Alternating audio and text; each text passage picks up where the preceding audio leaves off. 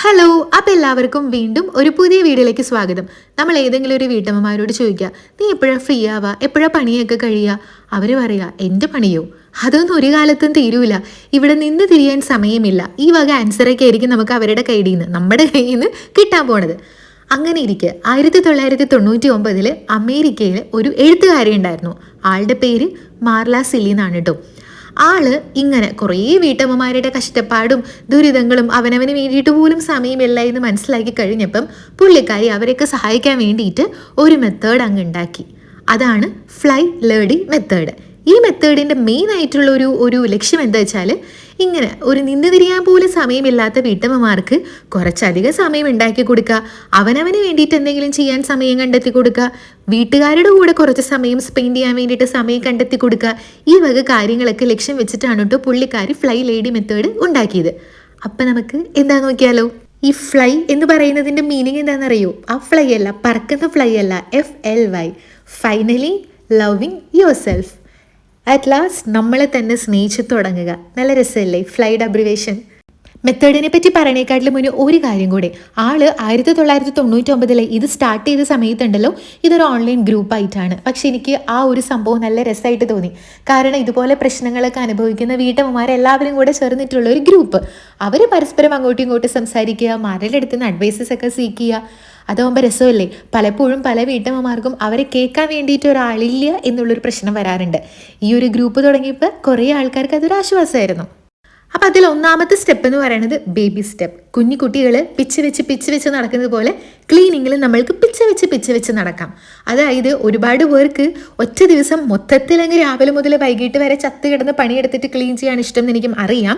പക്ഷേ അതല്ല, നമ്മൾ ഒറ്റ ദിവസം ഇതുപോലെ ക്ലീൻ ചെയ്യാൻ വേണ്ടി നിൽക്കുമ്പോൾ അന്നത്തെ ഒരു ദിവസം നമ്മൾ ഫുള്ളി ടയേർഡ് ആയിരിക്കും, എക്സോസ്റ്റഡ് ആയിരിക്കും.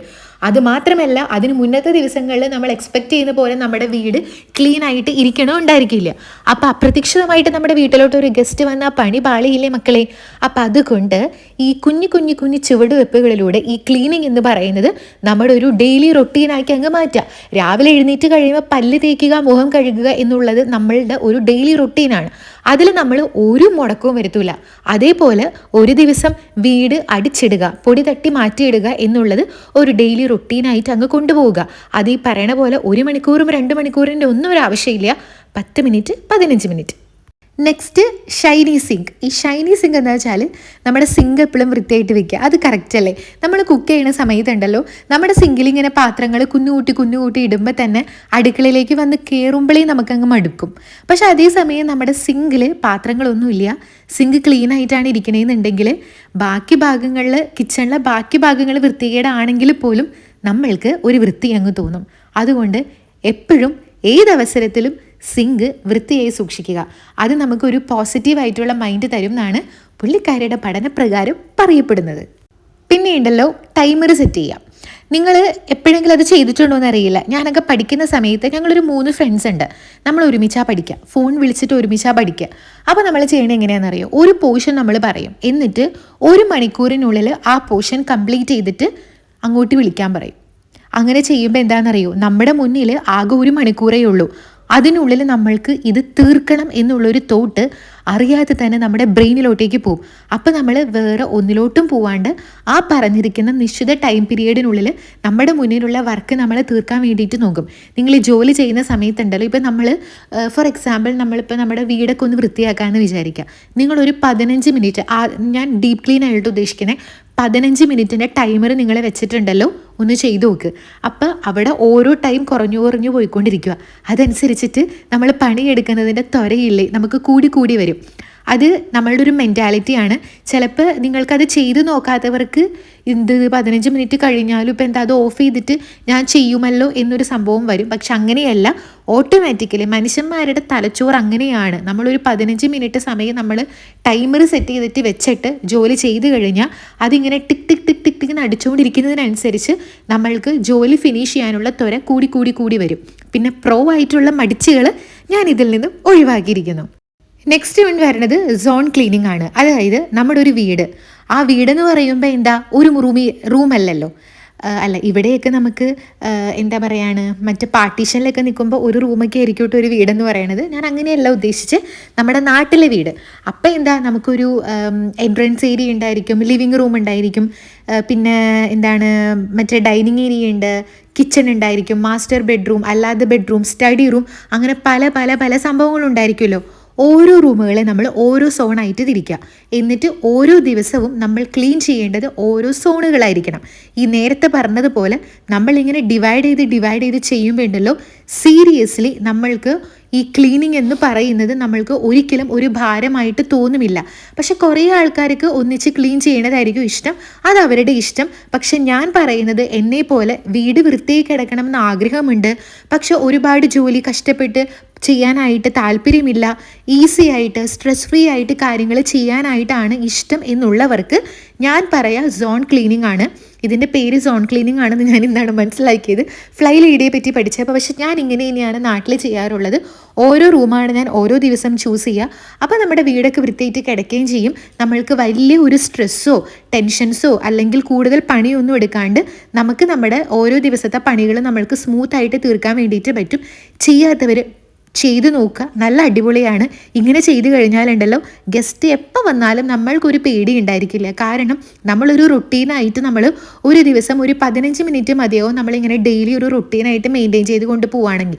ഇന്നൊരു ദിവസം ലിവിങ് റൂം ആയിരിക്കും 15, അപ്പോൾ ഒരു 15 മിനിറ്റ്, നാളെ മറ്റൊരു റൂം, അപ്പോൾ ഒരാഴ്ച കൊണ്ട് നമ്മൾ എല്ലാ റൂമുകളിലും നമ്മളിങ്ങനെ എത്തും. അതിങ്ങനെ റിപ്പീറ്റ് ചെയ്ത് നമ്മൾ ഈ രാവിലെ എഴുന്നേൽക്കുമ്പോൾ പല്ല് തേക്കുന്ന ഒരു റുട്ടീൻ ആയതുപോലെ ഇത് നമ്മളൊരു റുട്ടീനായിട്ട് ഇങ്ങനെ വന്നുകൊണ്ടിരിക്കും. സോ സ്ട്രെസ് ഉണ്ടാവില്ല, എപ്പോഴും വീട് അടിപൊളിയായിരിക്കും. നെക്സ്റ്റ് ഞാൻ പറയാൻ പോകുന്നതുണ്ടല്ലോ, മേ ബി മലയാളികൾക്ക് അത്ര പറ്റൂല, മറ്റു രാജ്യക്കാർക്ക് ചിലപ്പോൾ പറ്റുമായിരിക്കും. ഇവർ പറയണതുണ്ടല്ലോ ഫ്ലൈ ലേഡി മെത്തേഡിൽ രാവിലെ എഴുന്നേറ്റ് ഉടനെ തന്നെ നല്ല അടിപൊളിയായിട്ട് ഡ്രസ്സൊക്കെ ചെയ്തിട്ട് അങ്ങനെ നിൽക്കുക എന്നാണ് പറയുന്നത്. അങ്ങനെ നിൽക്കുമ്പോൾ നമുക്ക് ജോലി ചെയ്യാൻ വേണ്ടിയിട്ട് നമ്മൾ മെൻ്റലി ആൻഡ് ഫിസിക്കലി പ്രിപ്പയർഡ് ആവുന്നത്. ബട്ട് ഫോർ മീ എനിക്ക് അങ്ങനെയല്ല. ഞാനിപ്പോൾ നല്ല അടിപൊളിയായിട്ട് ഡ്രസ്സൊക്കെ ഇട്ടിട്ടൊന്ന് കുട്ടപ്പിയിട്ട് നിൽക്കുകയാണെന്നുണ്ടെങ്കിൽ എനിക്ക് വീട്ടുജോലി ചെയ്യാനൊന്നും തോന്നില്ല. എൻ്റെ ഡ്രസ്സിൽ അഴുക്കാവുമല്ലോ എന്നാണ് ഞാൻ ചിന്തിക്കുക.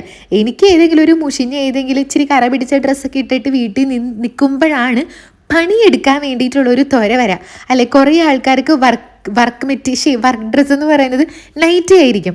അതേപോലെ നമുക്ക് ഇച്ചിരി അലമ്പ് പിടിച്ച ഡ്രസ്സൊക്കെ ഇട്ടാലാണ് ജോലി ചെയ്യാൻ തോന്നുള്ളൂ. നല്ല ഡ്രസ്സൊക്കെ ഇട്ട് പോയി കഴിഞ്ഞാൽ എനിക്ക് കറങ്ങാൻ പോകാനായിട്ടുള്ള മൂഡായിരിക്കും. പക്ഷേ അമേരിക്കക്കാർക്കൊക്കെ ഇങ്ങനെയാണെന്നാണ് പറയണേ, നല്ല ഡ്രസ്സൊക്കെ ഇട്ടിട്ടാണ് അവർക്ക് ക്ലീൻ ചെയ്യാനും കുക്ക് ചെയ്യാനും വേണ്ടിയിട്ടുള്ള മൂഡ് വരികയെന്ന്. പിന്നെ ഒരു റുട്ടീൻ അങ്ങ് സെറ്റ് ചെയ്യുക, ടൈം ടേബിൾ. ഇതും കുറേ ആൾക്കാർക്ക് ദഹിക്കില്ല, പക്ഷേ ചെയ്തിട്ടുള്ള ആൾക്കാർക്ക് ഐ നോ ഇറ്റ്സ് ഭയങ്കര യൂസ്ഫുൾ ആയിരിക്കും.